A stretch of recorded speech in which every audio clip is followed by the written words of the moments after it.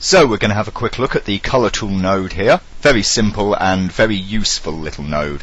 Basically what Colour Tool does is it takes a colour input and it applies hue, saturation, brightness and contrast adjustments to it, just like the good old hue, sat, brightness and contrast controls that you see in image editing programs all over the place. Of course no different to the controls that you have here in the image editor for, adjusting an image that has been loaded into Lightwave. The advantage of the Colour Tool node, of course, is that it is individual. If you have images loaded here in Image Editor and use the editing adjustments there, then of course that affects the image as it's loaded into Lightwave, so everywhere that you use that image will take on the same adjustments. By using Colour Tool, you can apply adjustments on an instance by instance basis of that image. So if the image is used multiple times in a scene on a single object or across multiple objects, then you can vary each instance of that image as it's used. Of course it takes a regular colour input, so you can be receiving colour outputs from anywhere else in the network, procedural shaders, colour constants, you name it. Basically, it saves an awful lot of work